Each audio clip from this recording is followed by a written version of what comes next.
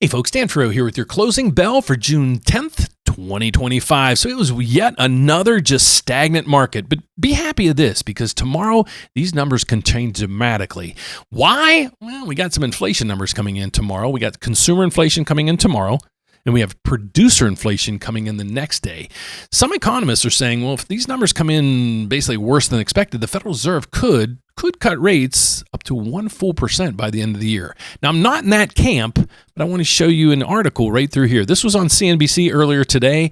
The Fed rate cut path. Here's the breakdown. And if inflation comes in lower and also unemployment spikes, the Federal Reserve is anticipated to cut 100 basis points.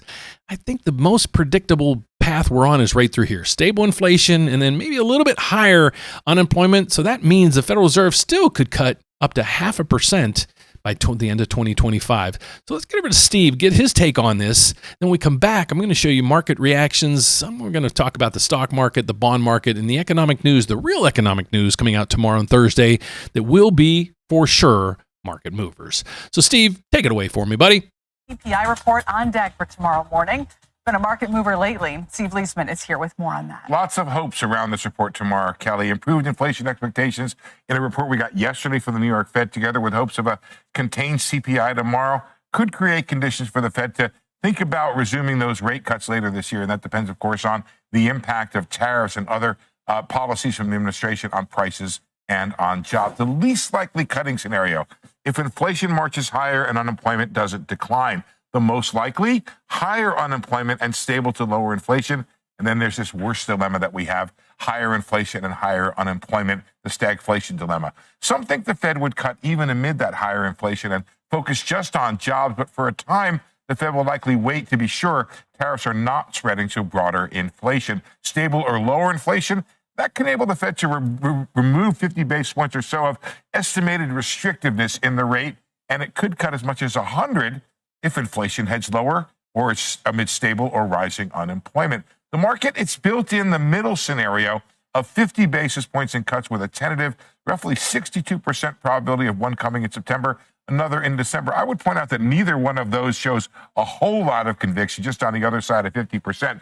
NFIB small business report this morning showed a modest rise in optimism, but the percent of firms charging higher prices and planning to raise prices both remain elevated. If tariffs don't show up in the data, it'll be an important step to clearing the way for cuts, but it'll need to continue, I think, for at least a couple more months, Kelly, in order for the Fed to feel confident to cut. So that's the anticipation right now. So here's the data that we're going to get out over the next couple of days. So when they were talking about inflation, because we really had no data coming up, Monday, nothing, Tuesday, nothing, and now tomorrow's really when it starts the week's activities.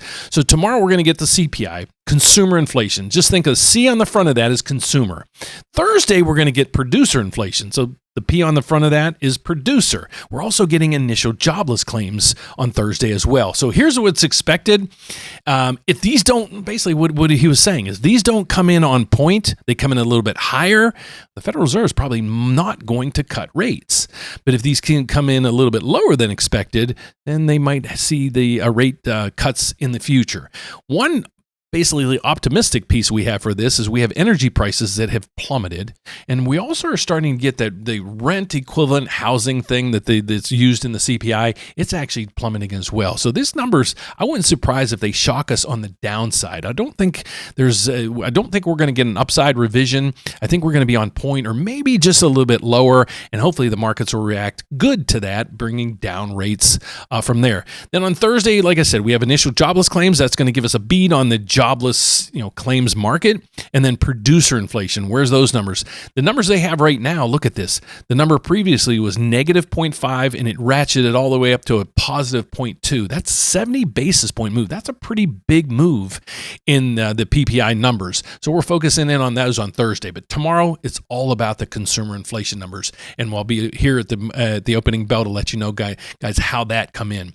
But so far, the markets right across the board, the equity markets, I will say they're doing okay today. There was really no shock at all in the markets, nothing really in regards to tariffs or anything. And tomorrow's going to be the inflation numbers as well as some employment numbers. So basically, the markets were just on standby, just waiting to figure out what's going to go on with these things, and also the tariffs. We have the VIX right over my head that's dropping. This was like at 28. It was almost double that about a month ago. So that's the anxiety levels on Wall Street. So when it's in the teens, the anxiety level's pretty good. So not a bad market today in regards to that. We also have cryptocurrency. It's on a tear. It's just went over 110. I don't know. This might be the all-time high on that. And then we have oil also dropping. You just saw that just drop. Oil falls as investors monitor U.S.-China talks. So everything right now is based on the U.S.-China trade talks and also the inflation numbers that we're going to get over the next 2 days. So as the inflation numbers come in and as the tariff news comes in, guys, hold on your seatbelts because these things are going to be on a rally one way or another. So please join me tomorrow morning when on my opening bell to let you guys know where the CPI numbers came in at. I'll give you also instant reactions on where the bond market went. But right now you can see right here, the bond market just as flat as a pancake today. And everybody's just waiting on either the tariff news or the inflation news that we're going to get tomorrow and Thursday. So that's about it for the agenda today. If you want to find out more about me and my team, just go to therateupdate.com. My name is Dan Frio. I actually do this report twice a day to help you guys understand the markets, where interest rates are going. The reason why is I'm a federally licensed mortgage loan officer. Yeah, I work at a federal bank. Our slogan here is one application, one credit pool. We're going to shop your loan over 30 different lenders. Now, how do we do that? Well, interesting question. The bank I work at is also a large broker. We're set up with 30 other lenders. So imagine having a broker shop and also being able to help anybody in the whole country, all 50 states as well as Puerto Rico.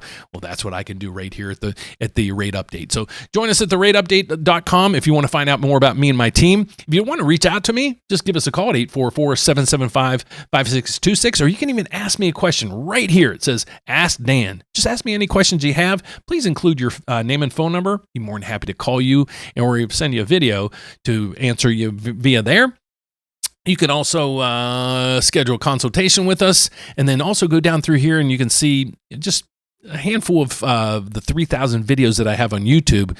We pick those right through here. So if you're looking to buy a house, maybe you're looking to refinance as a veteran, finding out more about FHA loans, or you want to increase your credit score a little bit, you can check out these videos and more. On my YouTube channel, there's over 3,000 videos. So check it out. I can guarantee you'll learn something. So thanks for watching. I'll be back at the opening bell tomorrow to let you know how this starts another day. And hopefully it's not a bad day tomorrow. Hopefully we get some encouraging news to help you guys when it comes to home ownership. So thanks for watching, guys. If you could do me one big favor, if you could hit the subscribe button over there, I'd truly appreciate it. I'm trying to get to 40,000 subscribers as quick as I can. Only you can help me. So thanks a lot. Thanks for watching. And I'll be back here tomorrow at the opening bell to show you how this starts another day. Thanks for watching, guys. God bless. Bye-bye.